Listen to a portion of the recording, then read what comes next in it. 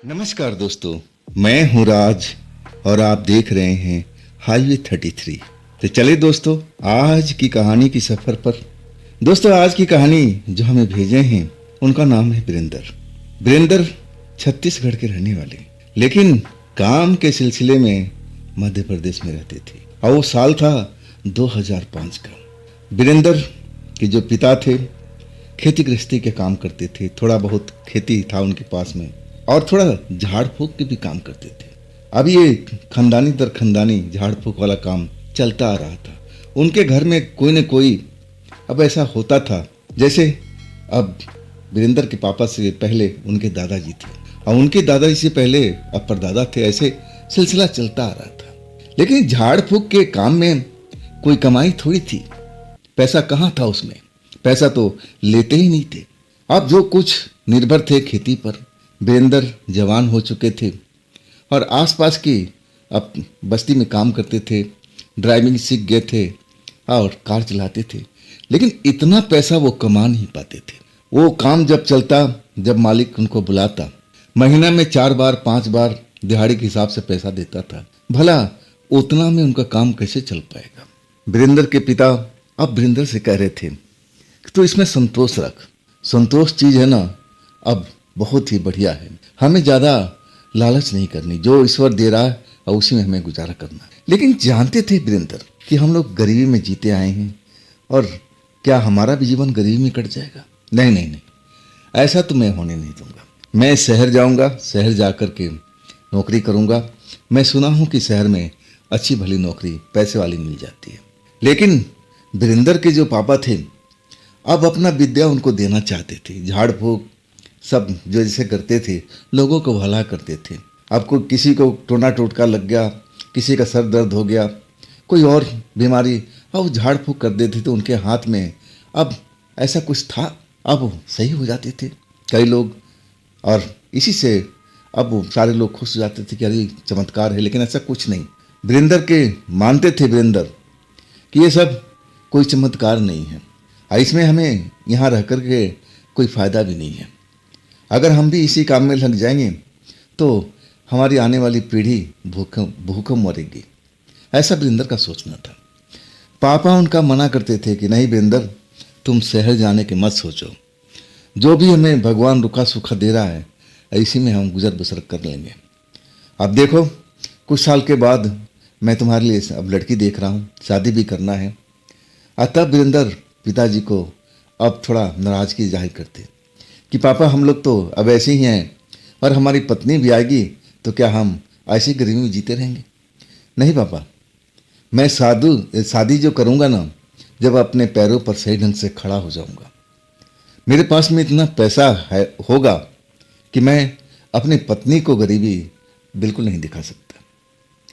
अब पापा का काम था सबको समझाना और कुछ ऐसे तंत्र विद्या उनको सिखाए भी थे। लेकिन वीरेंद्र जो थे ना, इन चीज़ों पर कभी यकीन करते ही नहीं थे। उनको लगता था कि अरे ये तो हमारे घर में चलता आ रहा है, इसमें कौन सी बड़ी बात है, इससे क्या हो जाएगा। किसी का सर दर्द है और वो झाड़ फूक लगाने से क्या सर दर्द मिट जाएगा, उसके लिए तो दवाई है ना, जब तक दवाई नहीं खाएंगे सर दर्द थोड़ी जाएगा।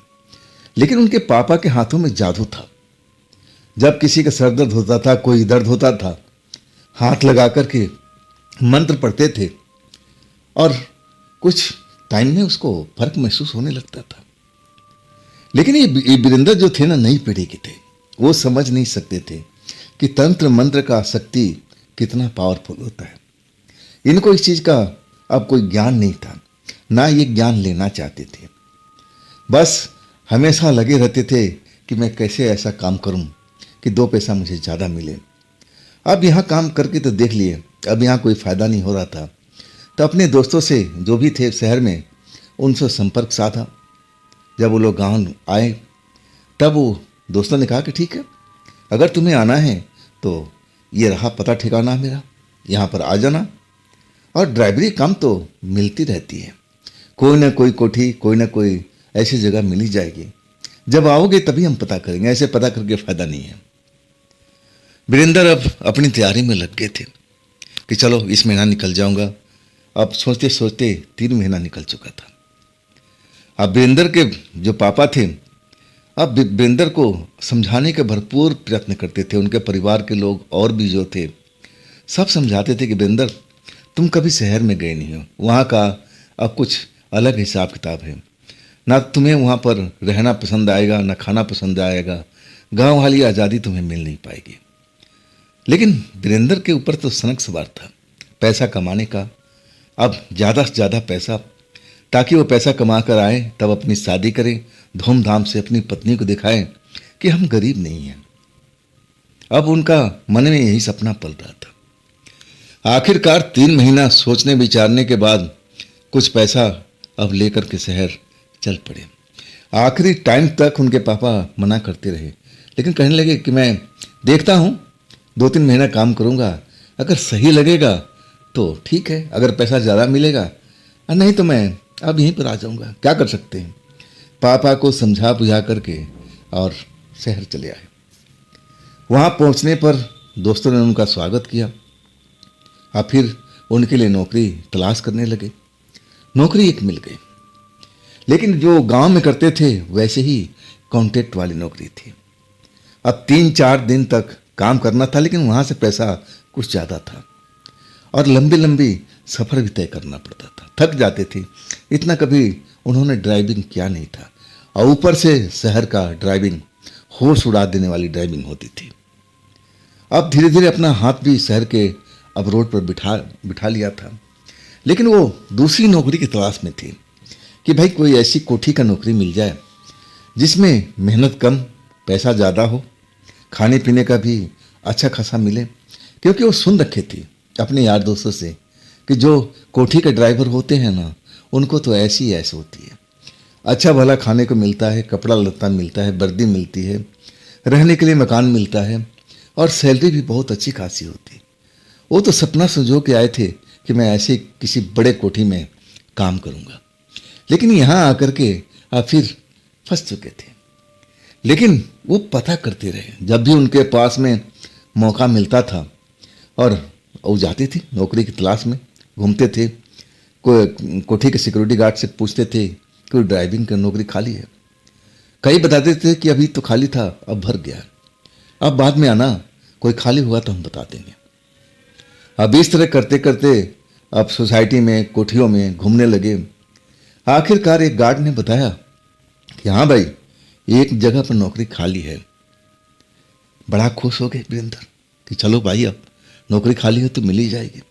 पूछने लगे, गार्ड साहब बताओ आप कौन सी जगह पर नौकरी खाली है। तब गार्ड ने बताया कि फलाने नंबर की कोठी है, वहाँ चले जाओ। ज़्यादा बड़ा परिवार नहीं है, छोटा परिवार है।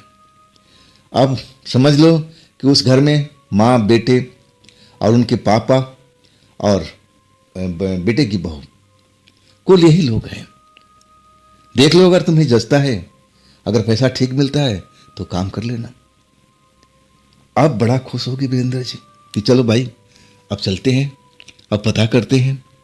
जब वहाँ पहुँचते हैं, घंटी दबाते हैं कोठी का, एक बूढ़ी औरत आकर के पूछती है कि हाँ बेटा, बात क्या है, क्या काम से आए हो। तब वीरेंद्र बताते हैं कि देखिए, मैं ड्राइवर हूँ, गांव से आया हूँ और यहाँ पर एक दूसरी जगह काम कर रहा हूँ, लेकिन वो काम मुझे पसंद नहीं आ रहा। अब उस बूढ़ी औरत को अब अपने घर में ड्राइवर की ज़रूरत थी, ड्राइवर की सख्त ज़रूरत थी।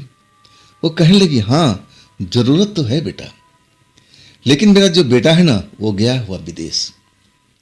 अब वो 1 महीने में लौटेगा, 1.5 महीने में लौटेगा, कुछ कह नहीं सकते कि देखो वो वही ड्राइवर रखता है, पैसा कौड़ी वही सब तय करता है, सब कुछ हिसाब किताब वही रखता है। अब वीरेंद्र तो इतना जान गए थे कि यहाँ ड्राइविंग की जगह खाली है।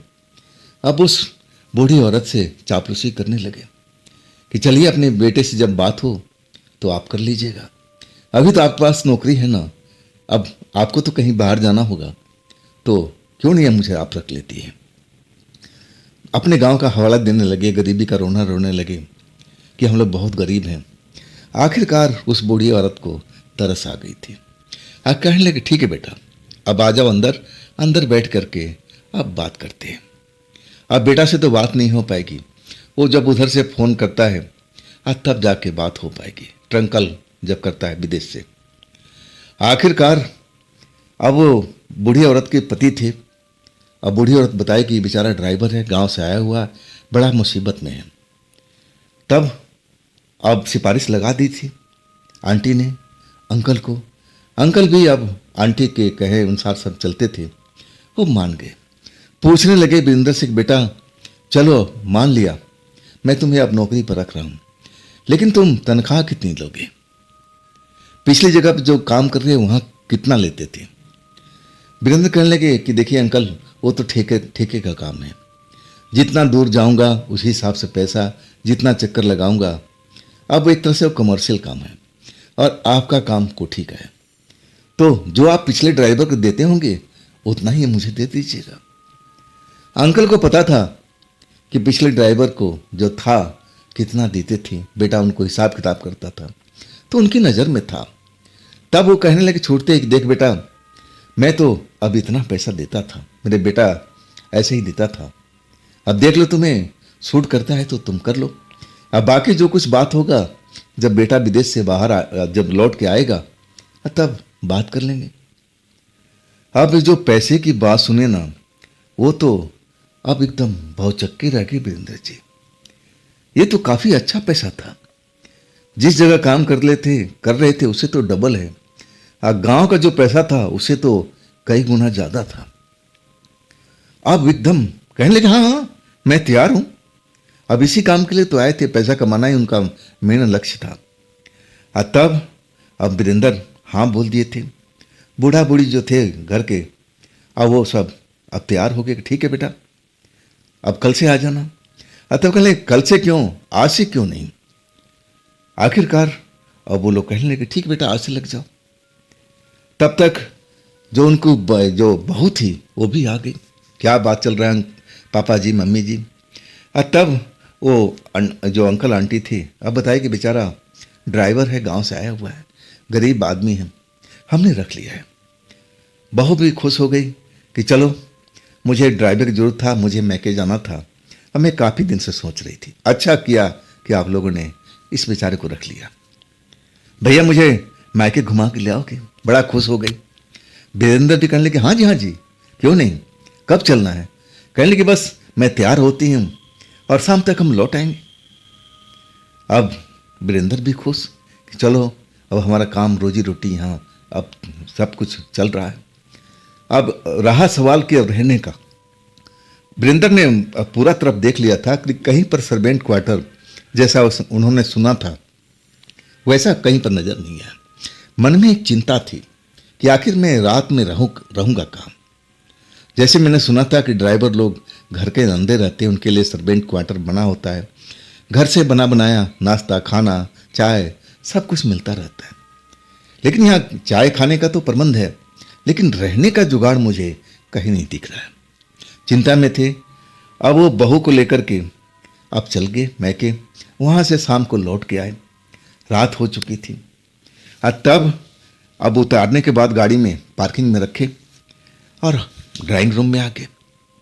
अब वो आंटी से पूछने लगे कि आंटी जी मेरे आप रहने का व्यवस्था आपने कुछ किया है? आंटी कहने लगी जहाँ पहला ड्राइवर सोता था भाई तुम वहाँ पर सो जाना, ये कौन सी बड़ी बात है, अब तुम्हारे पास में कपड़े लगते तो होंगे। वीरेंद्र कहने लगे कि हाँ थोड़ा बहुत है। तब आंटी कहने लगी कोई बात नहीं, अब हमारे पास और भी कपड़े लगते हैं, अब देख लेना इस्तेमाल करना। वीरेंद्र खुश हो गए। आप बता दीजिए कि कहाँ वो ड्राइवर सोते थे, मैं भी अपना अब वहीं पर सोऊंगा, थका हुआ हूँ। तब आंटी कहने लगी कि बस यहीं पर जिस जगह तुम बैठे हो ना, यहीं पर ड्राइंग रूम में। अब वो सब कुछ जाने के बाद सब अपने कमरे में सो जाते हैं, इस जगह तो खाली रहता है, तुम सोफे पर सो जाना, कालीन पर सो जाना, अब पूरा जगह तुम्हारा है, जहां मर्जी आए सो जाना। वीरेंद्र बड़ा खुश हो गए, चलो अब रहने का व्यवस्था भी हो गई। अब धीरे धीरे उनका काम चलने लगा और ज़्यादातर जो बहू थी उस घर की वही वीरेंद्र को लेकर जाती थी, कभी मैके, कभी परचेजिंग करने, कभी सहेलियों के पास, और कभी कभी जो बूढ़ा बूढ़ी थे अंकल आंटी वो कभी मंदिर जाया करते थे। लेकिन हाँ वीरेंद्र से सारा परिवार खुश था। वीरेंद्र जो थे ना अब सब लोग को अब एक तरह से अपना प्रभाव दिखा दिया था। सब लोग उनको मानते थे कि बड़ा लड़का, नेक है, शरीफ है। और चोरी चकारी तो वीरेंद्र जानते ही नहीं थे, ना इन चीज़ों में कभी पड़े थे। कोई ऐसा चीज़ भी मिल जाता ना, तो जो कीमती होता था वो आंटी को जाकर देते थे कि आंटी जी ये मुझे बाहर मिला। अब उनका प्रभाव और जम गया था। अंकल, आंटी और भाभी जी, मतलब घर की बहू, सब लोग खुश थे। और भाभी जी का भी कोई औलाद हुआ भी नहीं था, नई नई शादी हुई थी, अब 2 साल के आसपास हुआ था। अब वीरेंद्र, अब उनसे कोई मतलब भी नहीं था। इस तरह करते करते महीना दिन बीत चुका था। महीना दिन बीतने के बाद में अब दोपहर का टाइम था। सब लोग ड्राइंग रूम में बैठे हुए थे। अब किसी बात पर अब चल रहा था, डिस्कस चल रहा था। और तभी गेट पर कोई लोग आवाज़ लगाए। तब अंकल ने बोला कि देखना वीरेंद्र कौन है, पूछो उनसे क्या काम है। अब वीरेंद्र गए, पूछे, लौट के आए कि वो लोग सफाई वाले हैं, शायद किसी बंगले का, आपका और कोई बंगला है ना, वो सफाई के लिए आए हैं। तब कहने लगे हाँ हाँ उनको रोको, मैं चाबी लेके आ रहा हूँ। और देखो वीरेंद्र, मैं तुम्हें बता देता हूँ, और उस कमरे को, कोठी को साफ सफाई करवा देना। हम महीने में साफ सफाई कराते रहते हैं, नहीं तो गंदगी का ढेर लग जाता है। अब वीरेंद्र सोचने लगे कि एक तो कोठी है ही है, दूसरी कोठी भी है, मतलब बहुत पैसे वाले लोग हैं। लेकिन कोठी ज़्यादा दूर नहीं थी, सटी हुई कोठी थी, मतलब दीवार जो था एक ही था, ताला बंद था। अब अंकल साथ में गए, सफाई वाला भी आए और गेट खोल करके और अंदर चले गए। अंकल बता दिए कि देखो सारा कमरा, ये लोग तो उनको पता है, ये आते रहते हैं महीने में एक बार, लेकिन तुम अपने नज़रिए से देखना, कोई जगह ऐसा छोड़ना मत जहाँ पर गंदगी हो। अब ये काम करवा लो बेटा। वीरेंद्र अपने काम में लग गए थे। अब तुमको देख रेख ही करना था। ये भी जो कोठी थी ना, बड़ी अच्छी बनी हुई थी, देखने में बड़ा ही सुंदर था। बड़े बड़े कमरे थे और उसमें भी सब कुछ फर्नीचर लगा हुआ था, लेकिन इसमें रहता कोई क्यों नहीं था, वीरेंद्र सोचते थे। आखिरकार जब एक बेडरूम में गए सफाई करवाने के लिए, दरवाज़ा खोलते हैं और तब देखें कि सामने दीवार पर एक लड़की का ब्लैक एंड वाइट तस्वीर लगी हुई है। लड़की किसी हीरोइन, जो हीरोइन होती है ना फिल्म की, वैसी ही लग रही थी। बाल के स्टाइल देख के बड़ा खुश हो गए वीरेंद्र जी कि कहीं लड़की ये फिल्मों में काम तो नहीं करती है। बड़ा तस्वीर अच्छा लगा देखने में, तो बहुत देर तक उस तस्वीर के आगे खड़े और निहारते रहे और सोचने लगे कि आखिर ये कौन सी फिल्म में काम करती होगी।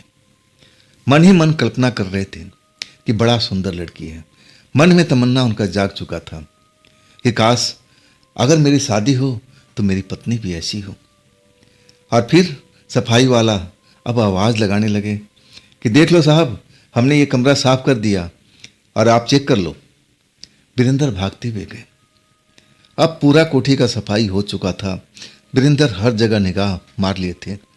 अब बारी थी दरवाज़ा बंद करने की, लेकिन दरवाज़ा बंद करने से पहले उस बेडरूम में गए, जो तस्वीर लगी हुई थी, और उसको निहारते रहे।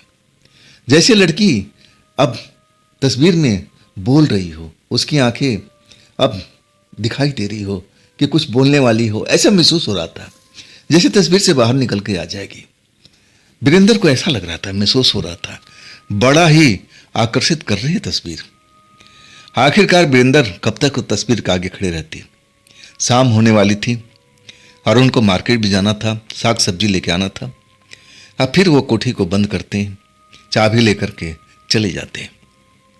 चाबी अंकल को दे देते हैं कि ये सफाई हो गई है, और पैसा तो ले गए थे वो लोग, एडवांस में पैसा ले जाते थे। अब वीरेंद्र अपने काम में निकल गए। इस तरह करते करते 1 महीना और गुजर गया था। 2 महीना जो काम कर रहे थे, दूसरी बार घर की सफाई हो रही थी। वीरेंद्र की बड़ी इच्छा थी कि मैं उस घर में जाऊं, उस तस्वीर को देखूं। देखना बहुत अच्छा लगता था, लेकिन चाबी अंकल जी के जिम्मे रहती थी और वो चाबी मांग नहीं सकते थे। जब सफाई वाले आए तब उनके साथ खुशी खुशी उस घर में चले गए। सफाई वाले अपने काम में लगे हुए थे और वो सीधा बेडरूम खोले आज तस्वीर के आगे खड़े होकर के निहारने लगे। बड़ा खुश हो रहे थे कि काश ऐसी ही लड़की मेरी पत्नी होती। सपना बहुत ऊंचा ऊंचा देखते थे। आखिरकार सफाई होने के बाद अब ताला बंद करना ही था, लेकिन अपनी हसरत को और पूरा कर लेना चाहते थे। फिर दोबारा लौट के आए, फिर तस्वीर को निहारते रहे। अब दिल नहीं भर रहा था, लेकिन अब शाम होने वाली थी। अब घर में भी काम था, वहाँ पर कहीं आना जाना। तब जाके कोठी बंद करते हैं, चाबी अंकल जी को दे करके और अपने काम में लग जाते हैं। 2 महीना पूरा गुजर गया था। सैलरी भी 2 बार उठा चुके थे। सैलरी अपने अब गांव भेज भी चुके थे, और गांव के लिए जो उनका माता पिता थे अब इतना पैसा पा करके वो लोग भी खुश थे कि बेटा बहुत बढ़िया काम कर रहा है। अब इस तरह पैसा आता रहा तो हम लोग अब ये जो हमारे दुख के दिन हैं वो तो गायब भी हो जाएंगे। इधर वीरेंद्र भी अच्छा खाना पीना मिल रहा था। अब सोने का जगह भी अच्छी थी। पूरा ड्राइंग रूम ही उनका अपना था। रात के टाइम मालिक थे खुद के। खैर अब 2 महीना से ज़्यादा बीतने के बाद दोपहर के टाइम अब जो अंकल जी थे अब वो कहने लगे कि बेटा मेरा अब बेटा लौटने वाला है। अब आज या कल शाम तक या कभी भी आ सकता है। जैसे मेरी उससे बात हुई, फ्लाइट मिलने की अब देर है, टिकट किस में मिलता है और उसी हिसाब से चला आएगा। इतनी मेरी बात हो गई। मैं और खुश हुआ कि चलो अब भैया भी आ जाएंगे, अब फिर और मस्ती आएगी, काम में और मन लगेगा। अभी तो भाभी के लेके ही घुमाते रहती हैं, अब भैया आ जाएंगे तो लंबा लंबा सफ़र लगेगा। अब वो बड़ा खुश थे, भैया का इंतजार भी कर रहे थे। भैया की तस्वीर भी देख रखे थे, भाभी कमरे में लगी थी। आखिरकार भैया आ गए। आते ही भैया बड़ा बेरुखी से अब वीरेंद्र से पूछने लगे, भैया तुम कौन हो, इस घर में क्या कर रहे हो। बड़ा उखड़े हुए हिसाब किताब से। वीरेंद्र को अच्छा नहीं लगा। वो तो ना जाने कितने सपने पाल रखे थे कि भैया बड़े अच्छे होंगे, भैया के साथ हम लंबी लंबी ड्राइंग पे जाएंगे, ऐसा सपना अब उन्होंने सोच रखा था। लेकिन यहाँ तो बड़ी बड़ी खुद से बात कर रहे थे। अब आखिरकार वीरेंद्र जवाब दिया कि मैं ड्राइवर हूँ भैया, अब पिछले 2 महीने से काम कर रहा हूँ। पापा से पूछने लगे कि आपने रखा है, पैसे वैसे आपने तय कर लिया है। पापा बोले हाँ, जो तुम पिछला बार देते थे ड्राइवर को, अब उसी हिसाब से मैंने रख लिया। अब वीरेंद्र जो भैया थे ना, उनका हिसाब किताब समझ में नहीं आ रहा था। खैर अब काम तो करना था, अब नौकर तो नौकर ही होता है, मालिक तो होगा नहीं। अब कुछ ऐसी परेशानी झेलनी भी पड़ती है। चलो कोई बात नहीं, धीरे धीरे भैया समझ जाएंगे। फिर अब वीरेंद्र अपने काम पर लगे रहे। आखिरकार मौका मिल गया अगले दिन भैया के साथ अब बाहर जाने में। लेकिन भैया खुद ड्राइविंग सीट संभाल लिए। कहने लगे वीरेंद्र तुम बगल में बैठ जा, मैं गाड़ी चलाऊंगा। आखिरकार अब वीरेंद्र क्या करते। अब लंबी दूरी नहीं, लेकिन छोटी दूरी पर अब वो सफ़र पूरा हुआ। और उधर से वीरेंद्र लेके चलने लगे। मालिक शायद ट्रायल लेना चाहते थे। वीरेंद्र तो अच्छे ड्राइवर थे, अब कोई काट पाट तो निकाल नहीं सके। आखिरकार टेस्टिंग पास हो चुका था भैया के हाथों। सब कुछ बेहतरीन रहा, बोलने का मौका भी नहीं मिला। अब कहानी यहीं पर ख़त्म नहीं होती है। अब जो भैया थे ना, अब अपने माँ बाप से अकेले में अब बात कर रहे थे। अब वीरेंद्र किसी काम से बाहर गए हुए थे और अपने पिता को, अपनी माँ को समझा रहे थे कि देखो ये नया लड़का है, अब इस पर हम भरोसा तो नहीं कर सकते ना। आप लोग कैसे इजाज़त दे देते हैं ड्राइंग रूम में सोने का, जबकि ड्राइंग रूम में अब देखो कीमती सब चीज़ें भरी पड़ी हैं। आप लोग को इस तरह सोचना विचारना चाहिए। वीरेंद्र जहाँ थे दरवाजे पर आवाज़ आ रही थी और रुक गए। आखिरकार पापा कहने लगे बेटा वो शरीफ लड़का है, मैंने उसको परखा है और उसमें पास हुआ है, और तब मुझे उस पर विश्वास हुआ है। ऐसा वैसा लड़का नहीं है। अगर चोरी चकारी करना होता ना तो कभी करके भाग जाता। नहीं बेटा अब तुम्हारा सोचना गलत है। लेकिन जो भैया जी थे ना, अपनी जीत के आगे अब बिल्कुल अब किसी की सुन ही नहीं रहे थे। कहने लगे नहीं पापा, अगर उस ड्राइवर को बोलो काम करें और फिर अपने घर चले जाए। तब पापा कहने लगे कह रही बेटा उसका घर थोड़ी यहाँ पर है, वो तो दूर से आया है बेचारा, आखिर जाएगा कहाँ। तब भैया सोचते हुए कहने लगे तो ये काम करो, अपनी कोठी बगल वाली में अब दे दो चाबी, अब जाकर के अपना साफ सफाई करे, अपना सो जाए, दिन में यहाँ काम करे और रात को वहाँ सो जाए। अब वीरेंद्र थोड़ा मायूस से हो गए थे भैया की बात सुन करके, वो भी बेरुखी बात, नौकर की तरह ट्रीट कर रहे थे, ये तो अपना भैया भैया कर रहे थे। अब घर में एक परिवार के सदस्य की तरह वीरेंद्र थे और उनके जो माँ बाप थे भैया के अब बेटे की तरह मानते थे, भाभी भी देवर की तरह मानती थी। लेकिन भैया का ये रूप उन्होंने देखा था, अब भैया समझ में नहीं आ रहे थे। आखिरकार वीरेंद्र को पता लग ही चुका था कि अब इस ड्राइंग रूम में सोने को नहीं मिलेगा, मुझे अब उसी कोठी में जाना पड़ेगा। लेकिन चलो, मेरी सपनों की हीरोइन तो उस कमरे में है, मैं उसी कमरे में जाकर सोऊंगा। मन ही मन अब फैसला कर लिए थे, हाँ मैं उसको देखता रहूंगा, मुझे उस तस्वीर को देखना बहुत अच्छा लगता है। आखिरकार अब खाना पीना देने के बाद वीरेंद्र को अब अंकल ही बताते हैं, अरे वीरेंद्र एक बात मैं तुम्हें बताना भूल गया, अरे मेरे बगल की कोठी खाली है और तुम यहाँ ड्राइंग रूम में अब कारपेट पर सो जाते हो। अरे सब कुछ है वहाँ पर, फर्नीचर है, सब कुछ है, तो क्यों ना तुम चले जाते हो उसी कमरे में और थोड़ा दिया बाती भी हो जाए करेगी। वीरेंद्र तो सब पहले ही जान चुके थे। अब अंकल मीठी मीठी जबान बोल रहे थे ताकि वीरेंद्र को कुछ पता ना चले। वीरेंद्र तो सब कुछ पहले ही समझ चुके थे और कहने लगे, हाँ अंकल जी आप सही कह रहे हो, मैं उसी कोठी में जा करके रात को तो सोना है और करना क्या है, रात में सोना और फिर बंद करके चाबी आपको दे दूंगा, बात खत्म। वीरेंद्र मान गए थे, लेकिन भैया का अब जो बिहेवियर था ना, अभी भी उनके समझ में नहीं आ रहा था, अभी शायद वीरेंद्र पर विश्वास नहीं कर रहे थे। अब रात को ठिकाना कोठी था, बगल वाली कोठी, कोई दूर भी नहीं। खाना पीना खाने के बाद जो भी अपना बोरिया बिस्तर था लेके चल पड़े। ताला खोलते हैं, मेन गेट पर फिर ताला उल्टा बंद कर देते हैं कि कोई चोर उचक्का घुस ना जाए। कमरे में जाते हैं, लाइट ऑन करते हैं।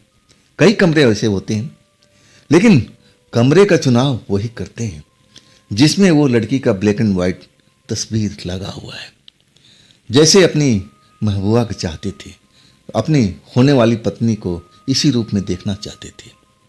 ना जाने उस तस्वीर में क्या आकर्षण था कि वो बस देखते ही रहते थे, जैसे तस्वीर अभी बोल पड़ेगी, जैसे आंखें झपका देगी।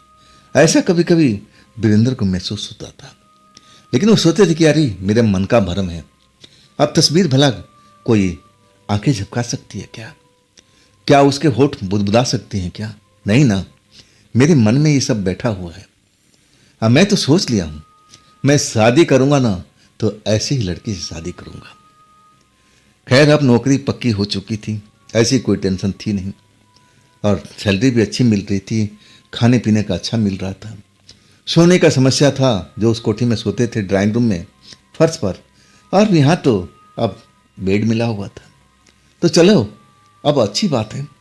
और ऊपर से वो तस्वीर जिसको अपना महबूबा बना रखे थे, कौन थी लड़की अभी तक जानते भी नहीं थे। न इनका हिम्मत पड़ी कि वो अपने मालकिन से या अंकल जी से उस लड़की के बाबत पूछे। खैर जब आते हैं उस कमरे में, अब सोने क्या तैयारी करते हैं, बेड पर अब आराम करते हैं, लेकिन चेहरा वो उसी तरफ रखते हैं जिधर तस्वीर टंगा हुआ है। सोते सोते भी उस लड़की को निहारते रहते हैं।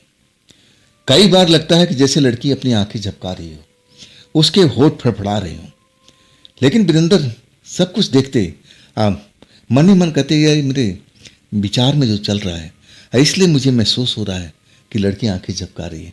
अरे भला तस्वीर वाली लड़की आंखें कैसे झपका सकती है, ये मेरे मन का भ्रम है। आखिरकार अब नींद भी आनी है, अब नींद में सो चुके थे। पहली रात बिल्कुल सकुशल बीत गई, दूसरी रात 15 रातें उनकी ऐसे ही बीत गई। जब भी सोने जाते थे घंटों निहारते रहते थे, जैसे जब तक लड़की को देखे ना उनको नींद नहीं आती थी। और कभी कभी तो लगता था कि लड़की वास्तव में अपनी आंखें झपका रही हो, देख रही हो वीरेंद्र को, जैसे बात करने की कोशिश कर रही हो, उसके होठ फड़फड़ा रहे हो। लेकिन वीरेंद्र इन चीज़ों से डरते भी नहीं थे, भूत प्रेत को तो बिल्कुल समझते भी नहीं थे।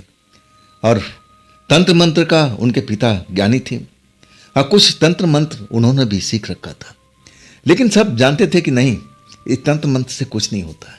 आज तक किसी पर तंत्र मंत्र आजमाए भी नहीं थे, सीख जरूर रखे थे, लेकिन उसका उपयोग कभी नहीं किया था। 15 दिन बीत जाने के बाद अब जो उनकी आंटी थी, जो बुजुर्ग औरत थी, अब वीरेंद्र से कहने लगी, वीरेंद्र, शाम के टाइम था कि चलो वीरेंद्र जरा उस कोठी के खोलो, ताला खोलो, हमें उस घर में पूजा करना है। आज अमावस की रात है और अमावस की रात हम लोग पूजा करते हैं अपने घर का भी, वो भी तो अब घर मेरा ही है।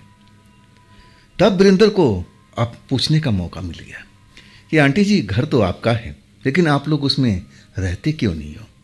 ये घर आपने क्यों छोड़ रखा है? बहुत ही शानदार घर है, बड़े अच्छे अच्छे फर्नीचर उसमें हैं, तो आप लोग रहते क्यों नहीं है? तब आंटी कहने लगी, अरे हमने रहने के लिए थोड़ी घर खरीदा है, हम तो इसको बेचना है।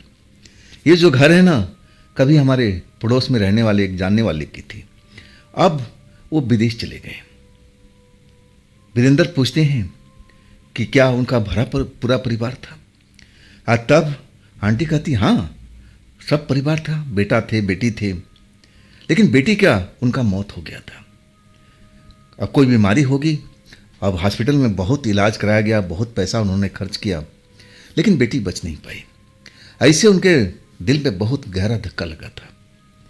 अब फिर अब पढ़े लिखे इंसान थे, अब ट्रायल कर रहे थे विदेश का, विदेश में उनको नौकरी मिल गई और फिर वो विदेश में जाकर सेटल हो गए। पहले खुद गए और इसके बाद उनका परिवार भी चला गया, अब वो विदेश में रहते हैं। और तब हमने ये कोठी खरीदा था। वैसे हमें इस कोठी की ज़रूरत है कहाँ पर?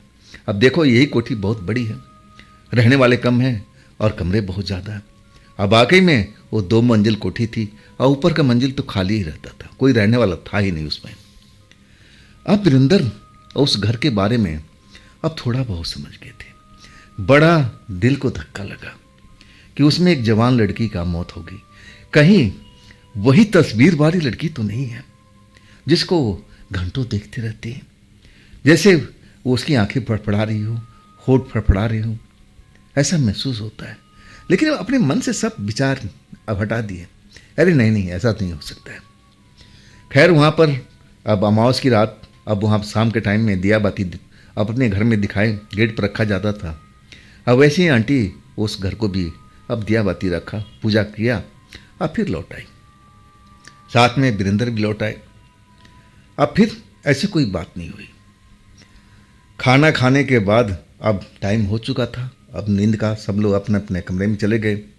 और तब आंटी को बोल के कि आंटी गेट बंद करिए, अब मैं जा रहा हूँ सोने के लिए। अब आंटी बोली कि हाँ वीरेंद्र, लेकिन थोड़ा सुबह जल्दी उठ जाना, कोई ज़रूरी काम से हमें 8 बजे तक निकलना है, डॉक्टर के पास जाना है। वीरेंद्र कहती, हाँ मैं ज़रूर पहले आ जाऊँगा।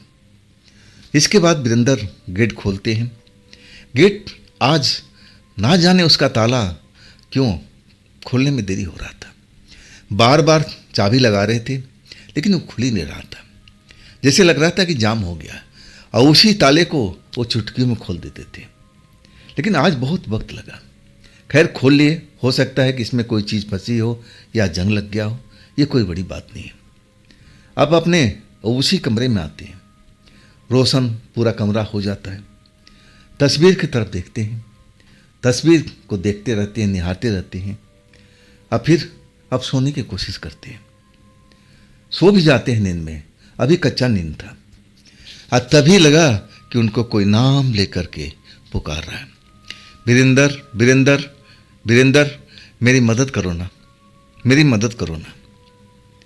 वीरेंद्र को लग रहा है कि ये सब सपने में आवाज़ आ रही है, ये जो कोई आवाज़ दे रहा है ना, लड़की की आवाज़ है, और ऐसा सपना तो मैं देखता रहता हूँ, कोई बड़ी बात नहीं है। लेकिन वही आवाज़ बार बार आने लगती है ना, तब उनका नींद खुल जाता है। आवाज़ कहाँ से आ रही है, एक बार जागने के बाद भी वो आवाज़ फिर से सुनाई पड़ी, वीरेंद्र वीरेंद्र मेरी मदद करो ना, मेरी मदद करो ना। अब वीरेंद्र का जो नींद था हवा हो गया। अरे इस कोठी में तो कोई रहता नहीं है, तो ये किसी लड़की का आवाज़ कहाँ से आ रहा है। हर तरफ देखते हैं लेकिन कोई अब लड़की जात कहीं दिखाई नहीं पड़ती। जितने कमरे थे सब में जा कर देख लेते हैं लेकिन कहीं भी कोई लड़की का आता पता नहीं है। सर खुजाते हुए फिर अपने बिस्तर पर आ जाते हैं। ये सब सपने का असर है, ऐसा कोई आवाज़ मैंने सुना नहीं। हाँ, सपने में ज़रूर सुना होगा। अब फिर कुछ देर देखने के बाद तस्वीर को अब उनकी आदत बन चुकी थी, नींद में चले जाते हैं। बस कुछ ही देर सोते हैं तभी फिर वो आवाज़ आती है, वीरेंद्र मेरी मदद करो ना, मेरी मदद करो, मुझे तुम्हारी सहायता की ज़रूरत है। वीरेंद्र इस बार जल्दी से उठ जाते हैं। आवाज़ बिल्कुल आसपास में सुनाई दे रही थी, जैसे वो लड़की उनके बेड के बगल में कहीं खड़ी हो। अब नींद से उठ करके हर तरफ देखने लगते हैं लेकिन कहीं पर लड़की का आता पता नहीं चलता है। ये हो क्या रहा है? तब उनका ध्यान में आता है कि अरे बापू बताया करते थे कि अमावस की रात को आत्माएं बहुत ताकतवर हो जाती है। जो आत्मा में बल नहीं होता ना, अमावस की रात को उसमें बहुत सारा शक्ति मिल जाता है। कहीं इस घर में कोई आत्मा वगैरह तो नहीं आ गई है। डर चुके थे और सोचने लगे, हे भगवान, मैं अब तो बड़ा मुसीबत में पड़ गया, यहाँ तो कोई है भी नहीं। ये आवाज़ जरूर किसी आत्मा की है। अब मैं क्या करूँ, अब मैं क्या करूँ। तभी उनको ध्यान आता है, करे पिता ने मुझे मंत्र सिखाया था और उस मंत्र का मैं क्यों ना उपयोग करूँ, लेकिन करूँ किस पर, कोई दिखाई पड़े तब ना। अभी तक तो कोई नजर ही नहीं आ रहा। हैरानी से इधर उधर देख रहे थे, मन में उस मंत्र को याद कर रहे थे कि जब कोई दिखेगा आत्मा तब मैं उस पर मंत्र अपना प्रयोग करूंगा। मंत्र प्रयोग करने के बाद वो आत्मा इस घर को छोड़कर भाग जाएगी, जैसे बापू बताया करते थे। लेकिन अभी तक उनको कोई ऐसा कुछ दिखाई नहीं पड़ा, सब कुछ शांत था। सोचने लगे कि मेरे मन का भ्रम है और कुछ नहीं है। चलो अब बहुत रात काली हो गई, अब फिर सोते हैं। जैसे सोते हैं अब फिर वैसी ही आवाज़ आती है, वीरेंद्र वीरेंद्र मेरी मदद करो ना, मुझे तुम्हारी सहायता की जरूरत है। वीरेंद्र अब उठते नहीं हैं, लेटे लेटे ही आँख खोलते हैं और सीधा जो आँखों की फोकस है उस तस्वीर पर पड़ती है। जैसे तस्वीर का होठ हिल रहा हो, वो बुदबुदा रही हो कि वीरेंद्र वीरेंद्र अब तुम्हें मेरी मदद करना चाहिए, ऐसी आवाज़ सुनाई पड़ती है और आँखों की पलकें भी जैसे झपक रही हो। बड़ा आश्चर्य में पड़ गए। अब तो जैसे झटके से उठ के बैठ जाते हैं, बार बार उस तस्वीर को देखते हैं लेकिन तस्वीर अब बिल्कुल शांत हो गई है। अब उसमें वैसा मूवमेंट नहीं चल रहा है, ना तो उसके होठ फड़फड़ा रहे हैं ना आंखें झपक रही है। ये हो क्या रहा है? वीरेंद्र अपने आप को समझाने की कोशिश करते हैं, ये मेरे साथ में क्या चल रहा है भाई, ये हो क्या रहा है? तस्वीर भला कैसे बोल सकती है? ये कांच की बनी हुई तस्वीर, अब फोटो ही तो है, फोटो में इतनी शक्ति कैसे आ जाएगी? ये तो मेरे पापा ने कभी नहीं बताया। वो तो इतना बताए हैं कि भूत प्रेत कभी दिखाई दे देते हैं, अगर दिखना चाहें तो, अगर डराना चाहें तो डरा भी सकते हैं और किसी को मारना चाहे तो मार भी सकते हैं। लेकिन वो तस्वीर वाली बात तो कभी नहीं बताई थी। तस्वीर में भी कोई भूत आत्मा अब रह सकती है। बड़ा डर चुके थे, समझने की कोशिश कर रहे थे कि नहीं नहीं, ये जो मैं देख रहा हूँ ये गलत है, ऐसा हो ही नहीं सकता है। कुछ देर अब जगे रहने के बाद अब सोचते हैं कि अब तस्वीर तो बिल्कुल हिल नहीं रही है, सब कुछ शांत है, तो मुझे अब सोना चाहिए। शायद मैं अब नींद ले लूँगा ना तो सब कुछ सही हो जाएगा। आखिरकार वो नींद लेने लगते हैं लेकिन ज़्यादा देर तक नहीं। फिर वही अब आवाज़ सुनाई पड़ती है, वीरेंद्र वीरेंद्र आप मेरी मदद करो ना। आँख खुल जाती है और तब अब सीधा फोकस अब उसी तस्वीर पर उनकी पड़ती है और वो जैसे तस्वीर बोल रही हो, उसके होठ हिल रहे हो, लड़की की आंखें झपक रही हो, देख करके विश्वास नहीं कर पाते। और तब एकदम डरे हुए थे, लेकिन थे तो तांत्रिक की बेटा, तंत्र मंत्र अब थोड़ा बहुत जानते थे, अब पूरा तो नहीं जानते थे लेकिन काम चलाओ तो जरूर जानते थे। अब वही जो मंत्र उन्होंने याद किया था और उस मंत्र को पढ़ने लगते हैं। मंत्र का प्रभाव अब उस तस्वीर पर भी पड़ता है। तस्वीर जो पलकें झपका रही थी, अचानक पलकें उसकी रुक गई। होठ जो फड़फड़ा रहे थे अब वो बिल्कुल शांत हो गए। मंत्र को लगातार पढ़ते जा रहे थे और बोलते भी जा रहे थे, जो अब उनके पापा ने सिखाया था मंत्र पढ़ने के बाद में, कि जो कोई हो अब मेरे सामने छुपा मत, मेरे सामने आके बात करो, क्या तुम्हें चाहिए, तुम मुझे क्यों तंग कर रही हो। अब बार बार मंत्र पढ़ते इसी सवाल को जवाब देते, तस्वीर की तरफ देखते रहते।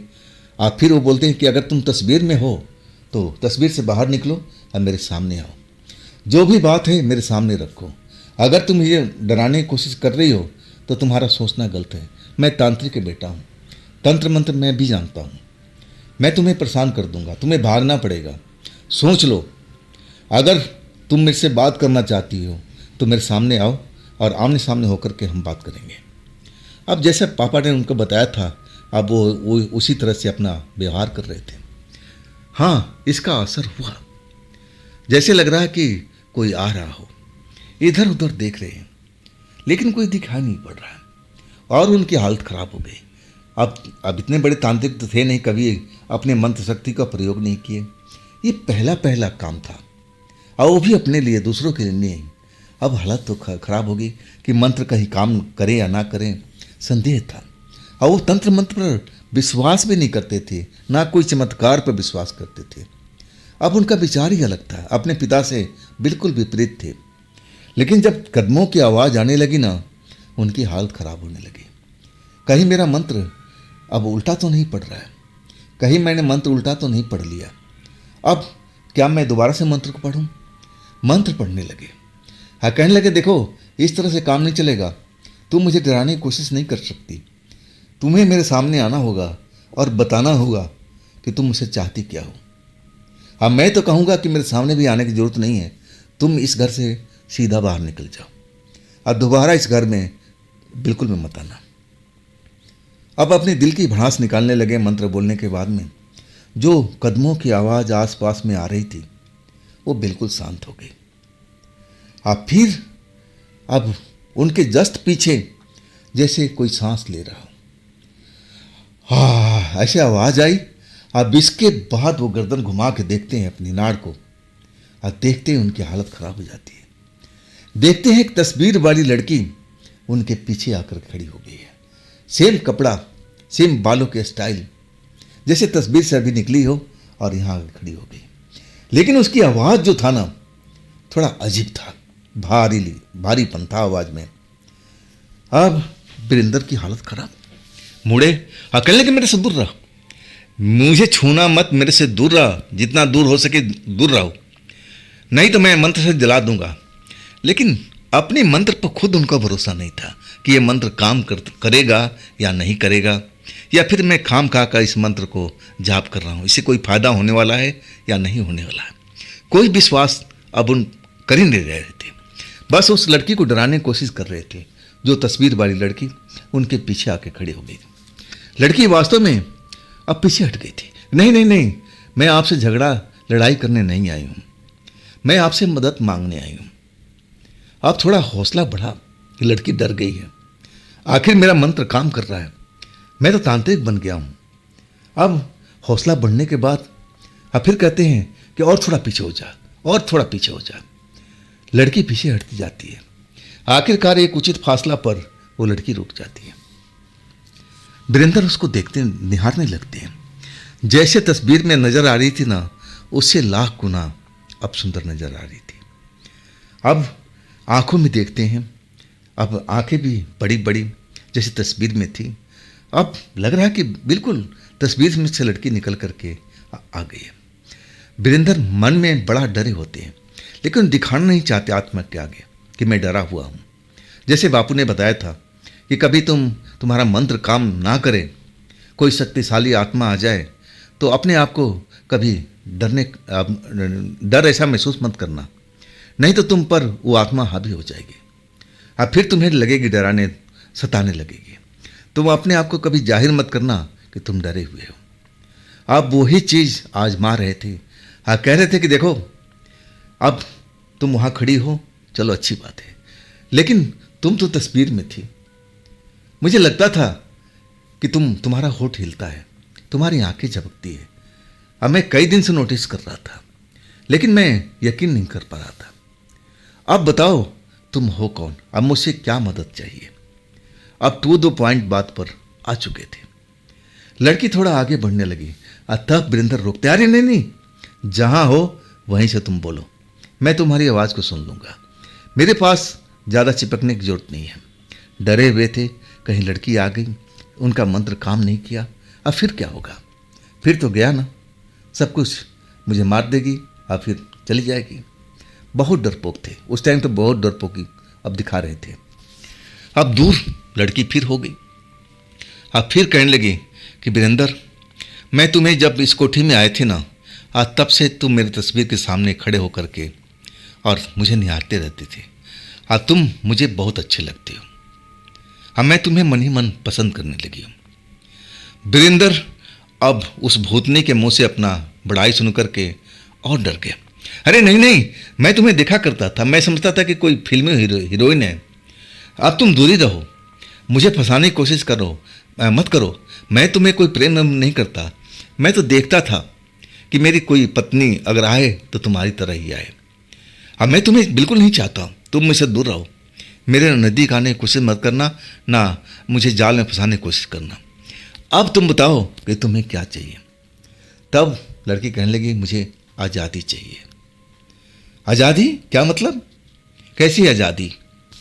तब वीरेंद्र पूछने लगे।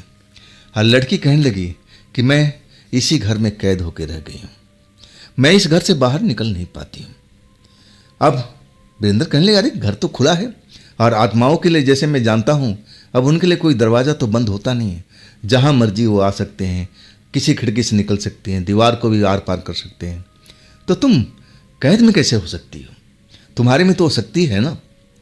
तब वो लड़की कहती, हाँ है, लेकिन मुझे इस घर में बांधा गया है, मुझे बंदिश में रखा गया है। मैं तो इस घर से जाना चाहती हूँ, मैं खुली हवा में सांस लेना चाहती हूँ, मैं हर तरफ विचरण करना चाहती हूँ, लेकिन मैं इस घर से निकल नहीं पाती हूँ।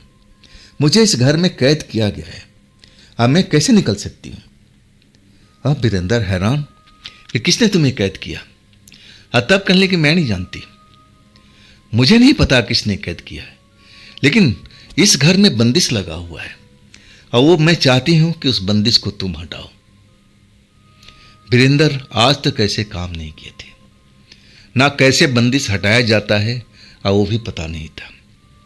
बस थोड़ा बहुत काम चलाओ मंत्र जानते थे और कहने लगे कि नहीं, मैं ये काम नहीं कर सकता, ये काम मेरे पिता करते हैं और वो रहते हैं गांव में।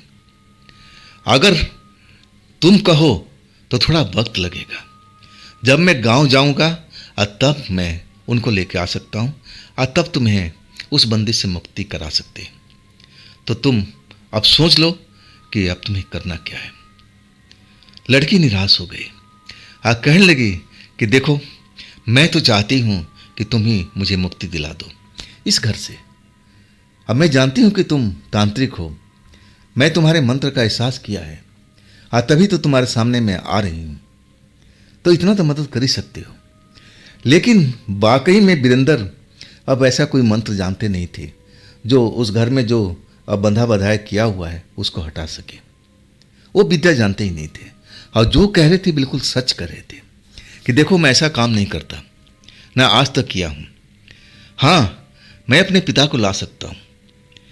अब लड़की कहने लगी कि उनको आने में कितना टाइम लगेगा। अब वीरेंद्र कहने लगे, देखो, मुझे इस घर से छुट्टी मिलेगी तब ना, छुट्टी मिलेगी, मैं गांव जाऊंगा और फिर मैं अपने पिता को लेकर आऊँगा, खर्चा भी लगेगा, सब कुछ लगेगा। अब मैं इतना खर्चा बहन कैसे कर पाऊँगा। लड़की कहती कि तुम पैसे की चिंता मत करो, जो भी खर्चा लगेगा मैं सब कुछ देने के तैयार हूँ, लेकिन कंडीशन एक ही है कि जो घर को बांधा हुआ है अब वो बंधन अब हट जाए, ताकि मैं इस घर से निकल सकूं और दोबारा इस घर में कभी मैं ना आऊं लौट करके। बाकी तुम पैसे के बिल्कुल टेंशन मत करो। वीरेंद्र मान गए थे और कहने लगे, मुझे वक्त दो, इसके बारे में सोचता हूं, अब मैं कोई ना कोई हल निकाल लूंगा।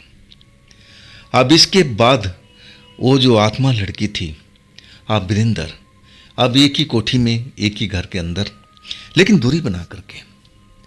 अब वीरेंद्र उस लड़की को धमका रखे थे कि मेरे ज़्यादा नज़दीक आने की कोशिश मत करना, नहीं तो तुम मुझे छुओगी और तुम्हारे साथ में कुछ बुरा हो जाएगा, फिर मुझे मत कहना।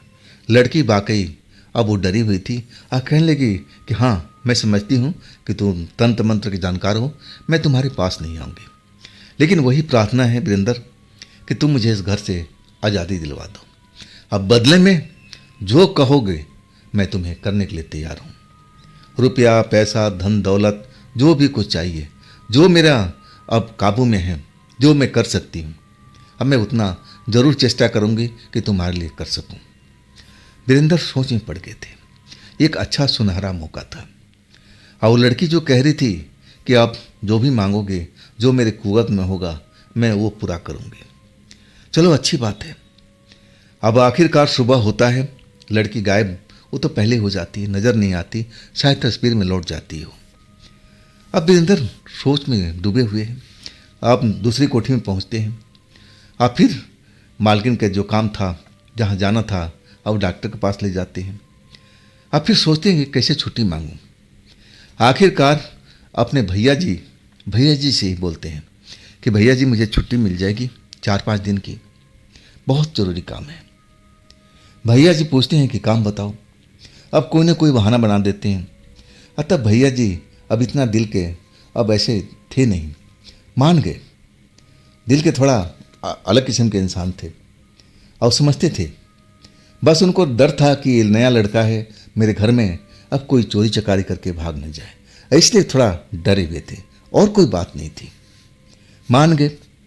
वीरेंद्र अपने घर पहुंचते हैं। अब घर के परिवार खुश हो जाते हैं वीरेंद्र को देख करके कि वीरेंद्र अब तुम घर पर ही रहोगे ना। वीरेंद्र कहने लगे हाँ, मैं रहूँगा घर पर, लेकिन पापा ये काम करने के बाद में, अगर हम ये काम कर लिए ना तो समझ लो हमारे घर में लक्ष्मी आ जाएगी, अब फिर हमें बाहर जाने की जरूरत नहीं पड़ेगी। पापा हैरान थे और पूछने लगे ऐसा कौन सा काम है बेटा। तब वीरेंद्र सारी बात बताते हैं। बात सुनकर के अब वीरेंद्र के पापा समझाने लगते हैं, अरे तुम इस झंझट में मत पड़ बेटा, ये आत्माएं हैं, ये कभी सच नहीं बोलती पूरा सच। वो तुम्हें फंसाने के लिए बोल रही है कि तुम मुझे आज़ाद कर दो और मैं तुम्हें धन दौलत दे दूंगी।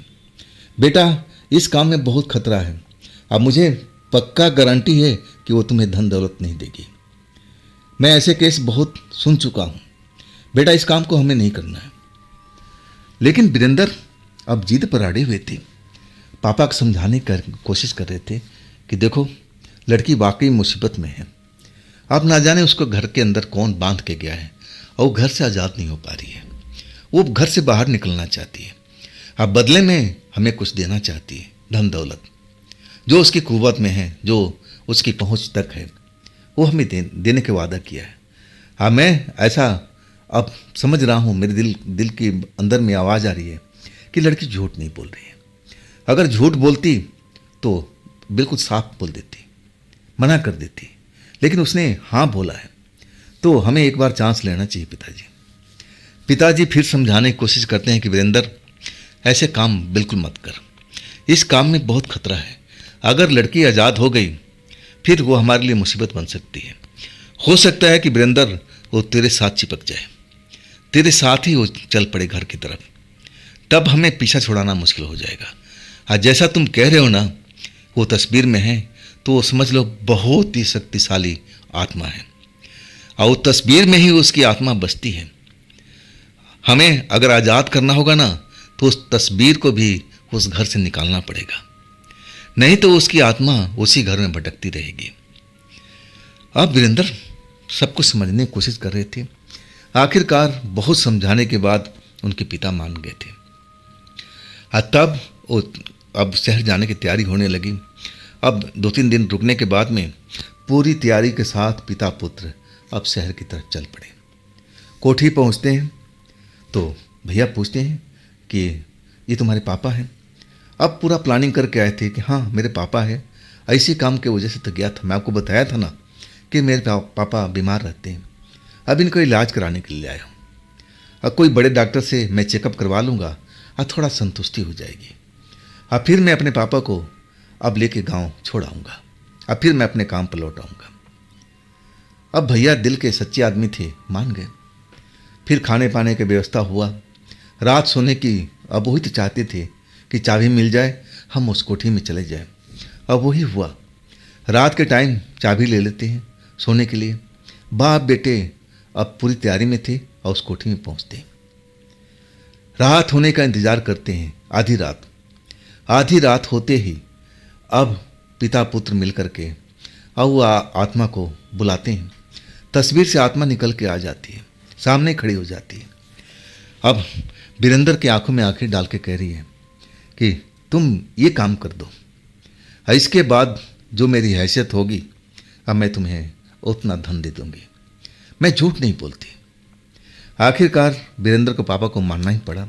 सब कुछ अपनी आंखों से देख रहे हैं, यकीन करना पड़ा। तब उस काट में लग के ढूंढने लगे कि आखिर तंत्र मंत्र का जो मेन सोर्स है, जो खूंटा गड़ा हुआ है, वो कहाँ पर है। हाँ, इस काम में बहुत टाइम लगा, मेहनत भी लगा, कई प्रकार के मंत्रों का उपयोग करना पड़ा। तब जाकर के वो कील नजर आई जो बिल्कुल छिपी हुई थी, नजर में नहीं आ रही थी। उस कील में ही अब वो शक्ति थी जो उस प्रेत आत्मा को उस घर में रोक के रखी थी। तंत्र मंत्र के सहायता से और उस कील को उखाड़ते हैं। उखाड़ते ही वो आत्मा एकदम जैसे खुश हो जाती है। कहती हाँ, बस मेरा गेट खोल गया है।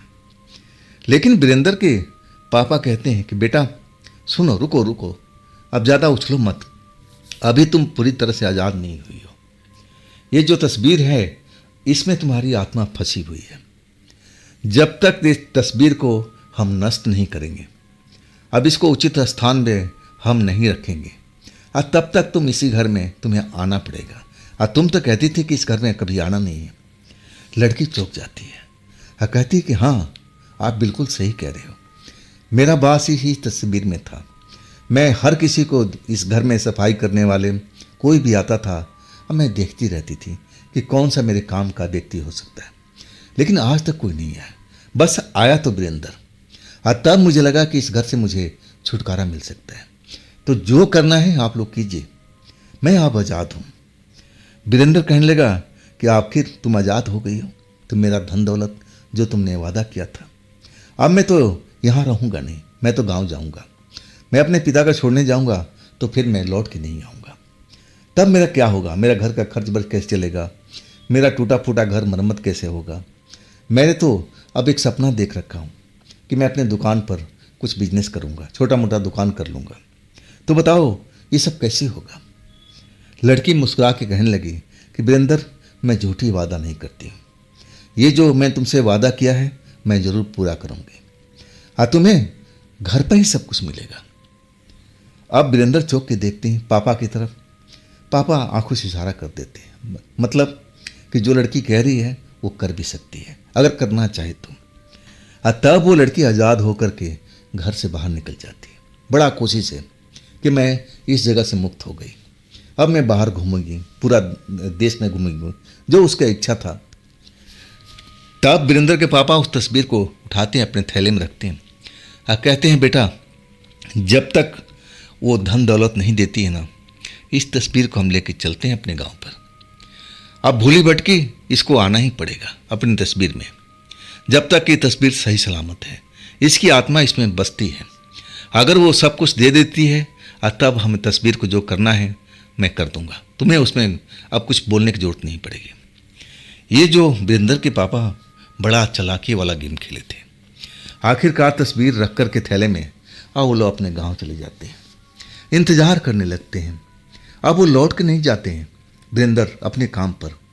उस लड़की को जब भी रात होता है तो इंतज़ार करते हैं कि कब आएगी कब आएगी, लेकिन लड़की का आता पता नहीं था। 15 दिन बीत गया, पूरा 1 महीना बीत गया। अमावस की रात आ चुकी थी। अमावस की रात अब जो वीरेंद्र के पिता थे वो जाते से शमशान में साधना करने के लिए। अब कहने लगे बेटा अब तू घर में देखभाल करना। पिता के जाने के बाद जब पिता शमशान चले गए तब वीरेंद्र अब चौकस थे। क्या शायद अमावस की रात है और हो सकता है कि लड़की आ जाए जैसा उसने वादा किया था। जगे हुए थे, पिता ना जाने कब लौटेंगे इंतज़ार कर रहे थे। नींद आ रही थी लेकिन नींद भगा रहे थे। रात के अब 12:30 बज चुका था। अब वीरेंद्र को लगने लगा कि अब पिता लौटते होंगे, लेकिन अभी पिता लौटे नहीं थे। अचानक दरवाजे पर दस्तक हुआ, जोर जोर से। दौड़ते हुए चले गए, शायद पिता आ गए। लेकिन जब दरवाज़ा खोलते हैं ना तो चौंक जाते हैं, वहाँ तो कोई है ही नहीं। अचानक अब नीचे तरफ नज़र पड़ता है और तब देखते हैं कि वो एक थैली पड़ी हुई है, मैली कुचैली फटी हुई, जैसे लग रहा है कि ज़मीन से निकाली हुई थैली है। अब उस थैली को देख करके हैरान हो जाते हैं, आखिर मेरे दरवाजे पे कौन दस्तक दिया और नज़र क्यों नहीं आ रहा? ये कोई टोटका है क्या जो मेरे दरवाजे पे कोई छोड़ गया? डर गए थे वीरेंद्र। अब हिम्मत नहीं हो रही थी कि उस मैली कुचैली थैली को देखें, खोलें कि उसमें है क्या। उनको तो लगा था कि अरे इसमें ज़रूर हो ना हो, इसमें कोई टोटका हमें अब यहाँ कर गया है, हमारे दरवाजे पर कर गया है। अब क्या होगा? अब पिता आएंगे तभी बात बनेगी। अब संजोग से कुछ देर के बाद ही अब पिता लौट आते हैं। दरवाज़ा खुला देख करके अब वीरेंद्र से पूछते हैं कि अरे तुम यहाँ क्यों खड़े हो? मैं जब आता तो दरवाज़ा खटखड़ाता। और तब वीरेंद्र बताते हैं कि ऐसी ऐसी आवाज़ सुनाई पड़ी। मैं दौड़ते दरवाज़ा खोला तो बाहर कोई था ही नहीं। जब मेरी निगाह पड़ती है तो ये थैली पड़ी है। थैली देख करके अब वीरेंद्र के पिता भी चौंक जाते हैं। ये कौन डाल के गया बेटा? वीरेंद्र बताने लगे मैंने भी नहीं देखा, मैं जब आया तो ये नीचे पड़ा हुआ था और कोई बाहर था नहीं। आखिरकार कुछ मंत्र वंत्र का प्रयोग करते हैं। अब उनको भी लगा कि कोई जरूर इसमें टोटका होगा, वीरेंद्र के पिता। अब फिर अब उस थैली को उठा लेते हैं, खोलते हैं तो आंखें चौंधिया जाती हैं। बहुत सारे सोने चांदी का जेवर उसमें पड़ा हुआ है। उछल जाते हैं, अरे अरे इतना सारा जेवर। विनोद भी वीरेंद्र भी चौंक जाते हैं, अरे पापा ये उसी लड़की का काम है, उसने ही दरवाज़ा खटखटाई है और उसने वादा किया था और शायद अपना वादा पूरा कर गई। देखो पापा उसने सही बोली थी ना। आप उसको तस्वीर को आप जो करना है कर दीजिए, लेकिन अपने घर में बिल्कुल मत रखिएगा, क्या पता वो मेरे पर मोहित हो जाए। मैं फिर क्या करूँगा पापा? अब वीरेंद्र डर चुके थे, लेकिन पापा हंसते हुए कहने लगे अरे अरे तो चिंता मत कर, वो तस्वीर को जो करना है मैं कर दूंगा, तुझे उसकी फिक्र नहीं होनी चाहिए। हाँ जो उसने वादा किया है और अपना वादा पूरा कर दिया है तो हम भी अपना वादा पूरा करेंगे। अब मैं कुछ ही दिनों में इस तस्वीर को उसकी जगह पर पहुंचा दूंगा, तू बेफिक्र हो जा। इसके बाद तो हमारे घर में खुशहाली आ चुकी थी। जो मैं सपने देख रखा था कि मेरा घर ऐसा होना चाहिए, मेरा अब कोई बिजनेस होना चाहिए, सब कुछ मैं अपने मन के वाफिक कर रहा था। अब वाकई में जो मेरे पिता थे उस तस्वीर को जहाँ उचित स्थान था अब वहाँ रख आए थे। अब तब जाके हमारा घर बिल्कुल खुशियों से भर चुका था। हाँ मेरी शादी भी हुई जैसा मैं चाहता था। अब वैसी तो तस्वीर वाली नहीं मिली, लेकिन थोड़ी मिलती जुलती जरूर मिली थी। आज हमारा घर खुशियों से भरा हुआ है। लेकिन मैं सोचता हूँ कि आखिर वो आत्मा किसकी थी? क्या उस घर के जो मालिक थे छोड़ के चले गए थे? क्या उनकी बेटी थी जिसकी बीमारी से मौत हो गई थी? क्या वही इस घर में फंस के रह गई थी? तो आखिर उसको घर में कौन कैद करके रखा था? क्या बगल वाले जिन्होंने घर को खरीदा था, या फिर उसी घर के मालिक, या फिर उसके माँ बाप ही, ताकि वो इस घर में हमेशा कैद रहे, वो बाहर न निकल पाए? क्या मरने के बाद उनको अब सपने में आती होगी, या फिर ऐसा दिख जाती होगी? शायद वो लोग डर गए होंगे, या फिर हो सकता है कि उसने कोई डिमांड रखा हो। मुझे अब उसके बारे में इतना ही पता लगा, कुछ भी हो सकता है, लेकिन अब मेरा काम तो हो चुका था। जो उसने काम, अब जो वादा किया था, और उसने अपना पूरा वादा निभा दिया था। तो दोस्तों ये थी वीरेंद्र जी की भेजी हुई कहानी। ये कहानी आपको अब कैसी लगी कमेंट में ज़रूर बताइएगा। और दोस्तों ये भी चैनल आपका है तो इसको भी अपना प्यार दीजिए, लाइक कीजिए, सब्सक्राइब कीजिए, शेयर कीजिए अपने दोस्तों को। और फिर हम मिलते हैं कल की रात इसी समय पर, इसी चैनल पर। और हाँ, अगर आपके पास भी ऐसी कोई कहानियाँ हैं, कोई घटना है जो आप मुझे भेजना चाहते हैं, तो आप मुझे इंस्टाग्राम पर या फिर मेरे मेल आईडी पर या मेरे व्हाट्सएप नंबर पर अपनी कहानी को, अपनी घटना को आप मुझे शेयर कर सकते हैं। तो दोस्तों, नमस्कार।